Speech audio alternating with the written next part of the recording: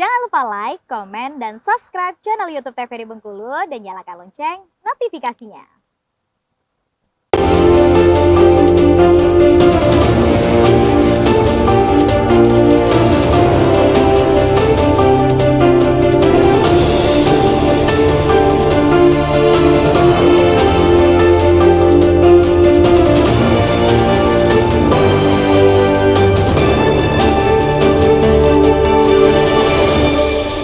Oke, baik pemirsa, terima kasih Anda kembali menyaksikan Berendo. Masih dengan tema kita hari ini, yaitu membahas mengenai parenting masa kini. Kita kembali ke Bang Febrian dan juga Mbak Putri. Nih, kita mau tanya dulu nih, bagaimana cara pola asuh atau parenting yang bagus, yang baik untuk masa kini? Dari Mbak Putri dulu. Oke, kalau bisa bicara masa kini ya, berarti kan di zaman sekarang udah zaman digitalisasi.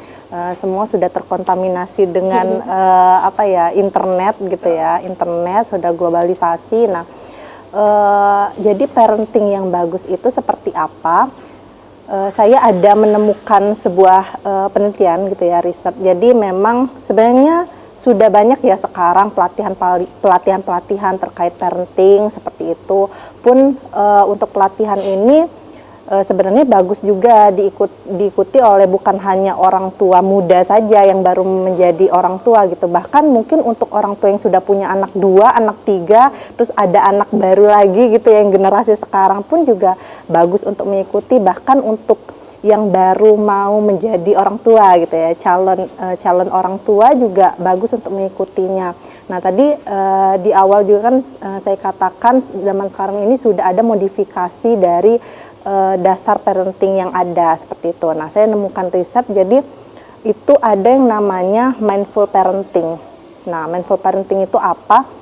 Jadi bagaimana orang tua mendidik anaknya, fokusnya itu tidak langsung ke anaknya, tapi fokus ke dirinya sendiri dulu.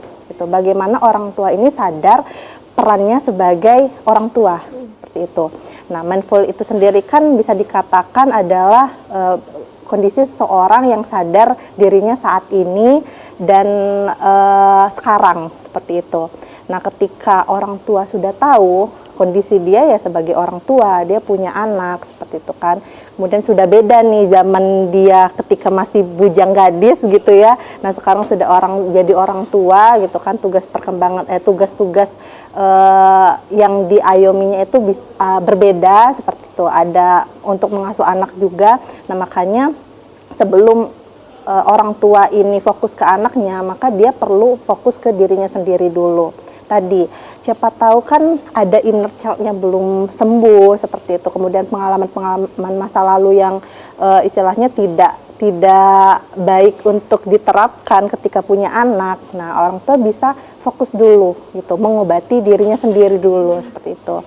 Karena terkadang kecenderungan orang yang punya luka itu akan menyakiti orang lain ya, gitu kan. Jadi ya itu tadi bagus untuk nggak apa-apa di sini kan kalau ada yang mau searching gitu kan terkait apa sih itu mindful parenting seperti itu. Nah, itu bisa dipelajari supaya apa ya, supaya bisa apa ya, istilahnya gampang untuk mencoba menerapkan ke anak zaman sekarang seperti itu. Mbak, apa ini ada kaitannya dengan orang tua harus siap terlebih dahulu menjadi orang tua? Nah, betul, iya. Jadi kan kayak kita misalnya yang belum menikah saja kan ada istilah pelatihan pranikah ya, perlu belajar dulu terkait pranikah. Nah, pun sama dengan orang tua, karena kan istilahnya kita istilahnya berubah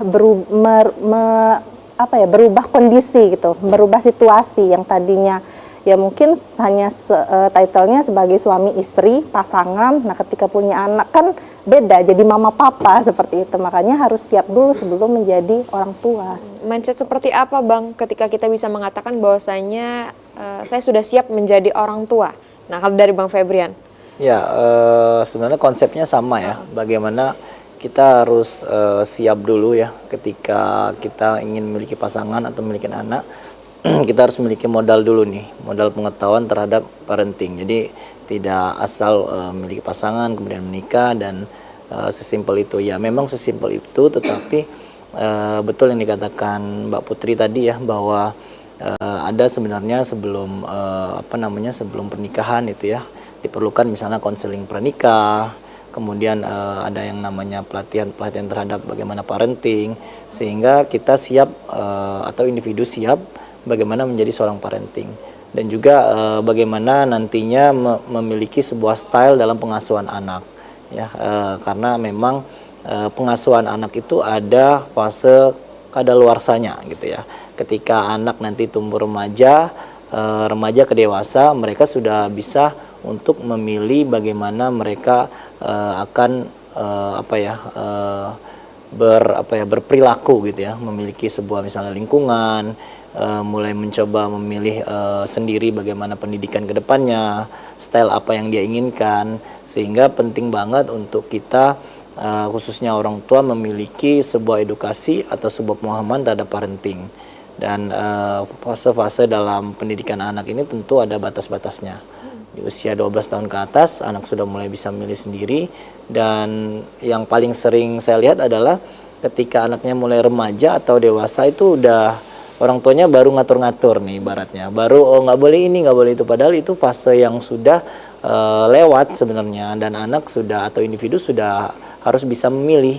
Nah, dan di usia 0 sampai misalnya 12 tahun itulah fase yang bagaimana orang tua benar-benar terlibat aktif nih dalam bagaimana memberikan sebuah edukasi, misalnya memilah dan memilih apa yang bisa dilakukan ya, aturan-aturan, dan juga memiliki bahasanya pendidikan karakter untuk anak, sehingga anak nanti siap menjalani fase remaja dan dewasa memilih pilihannya sendiri. Seperti itu.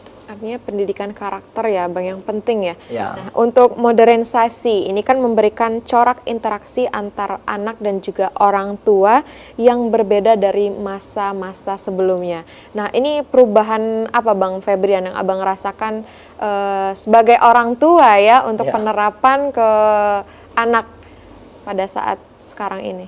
Ya, tentunya yang benar-benar terasa perbedaannya dari generasi saya yang diasuh orang tua dulu. Betul. Dan generasi saya ya yang mengasuh ya. Yang mengasuh sekarang itu tentunya digitalisasi. Karena sekarang mau tidak mau kita hidup berbarengan nih sama digitalisasi. Dan bagaimana caranya anak tersebut bukan kita larang hidup dengan digitalisasi, tetapi hidup berbarengan dengan edukasi yang pas, sehingga pengenalannya itu pas. Bukan juga membiarkan anak mengenal sebuah digitalisasi tetapi tanpa pengawasan, bukan juga melarang anak untuk tidak mengenal digitalisasi.